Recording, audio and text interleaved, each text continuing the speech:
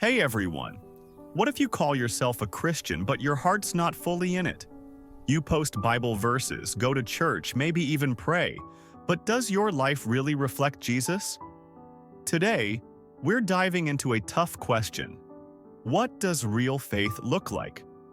This isn't about guilt-tripping anyone. It's about finding freedom in living authentically for Christ. Inspired by Jesus' own words and stories of people who lived with bold faith, we'll explore how to move from surface-level religion to a life that shines for Him. Let's get real and get started. Let's start with a story that'll hit home. Imagine a guy named Mark. He grew up in church, knew all the songs, quoted John 3:16 like a pro. On Instagram, his bio said, "Follower of Christ," and he posted number blessed every Sunday. But behind the scenes, Mark held grudges, scrolled through stuff he knew he shouldn't, and lived for likes more than for Jesus. One day, a coworker asked, "You're a Christian, right? Why don't you ever talk about it?" That question shook him.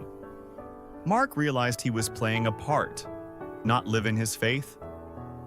Does that sound familiar to anyone? Jesus warned about this kind of disconnect. In Matthew 7:21, he said, "Not everyone who says to me, 'Lord, Lord,' will enter the kingdom of heaven, but only the one who does the will of my Father." Ouch. That's not about earning salvation. It's about authenticity. Jesus isn't looking for fans who wear the label. He wants followers who live the life. Real faith isn't just words or rituals. It's a heart surrendered, a life transformed. Let me tell you about someone who got this right.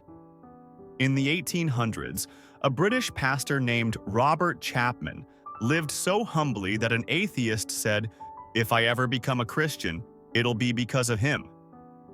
Chapman didn't just preach. He served the poor, forgave his enemies, and loved fiercely. His life was proof of his faith. That's what Jesus meant in John 13:35. "By this everyone will know that you are my disciples if you love one another." Real faith shows up in how we treat people. But let's be honest, it's not easy.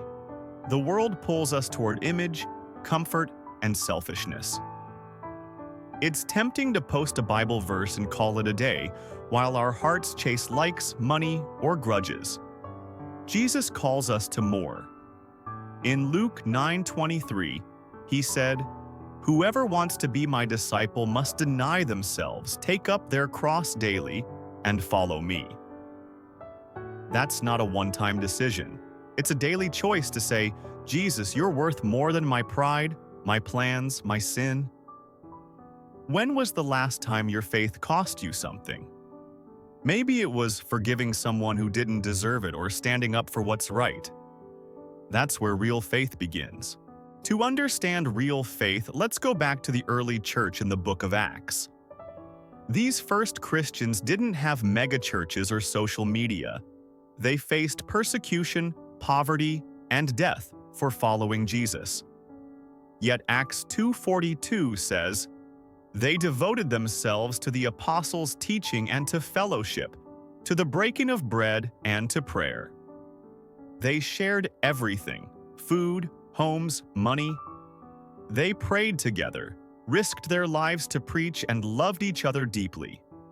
Their faith wasn't a label, it was their life.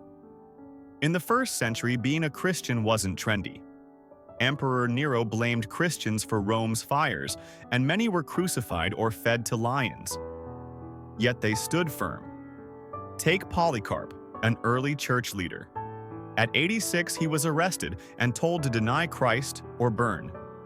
He said, "86 years I have served him, and he has done me no wrong. How can I blaspheme my king?" He died for his faith, but his courage inspired thousands. That's real faith, unshakable, even when it costs everything. The early church drew from Jesus' teachings, like Matthew 5:16, "Let your light shine before others." that they may see your good deeds and glorify your Father in heaven." They didn't hide their faith to blend in. They stood out, even in a hostile world. Their authenticity came from knowing Jesus personally, not just knowing about him. What do you think it was like to live with that kind of bold faith? So, what does real faith look like today? It's not about being perfect. It's about being intentional. Let me share a story. Jenna, a college student from Texas, used to live for social media clout. Her posts screamed Christian influencer, but she'd gossip, judge, and ignore people who didn't boost her image. One day, she stumbled on John 13:35 and realized her faith was more about likes than love. She decided to change. Jenna started volunteering at a homeless shelter, deleted toxic apps, and focused on real relationships. It wasn't easy, she lost followers, but she gained peace. Now she says, "I'm not perfect, but I'm real, and that's enough for Jesus." That's what authenticity looks like. Real faith shows up in small choices. It's forgiving a friend who betrayed you, even when it hurts. It's choosing honesty at work, even if it costs a promotion.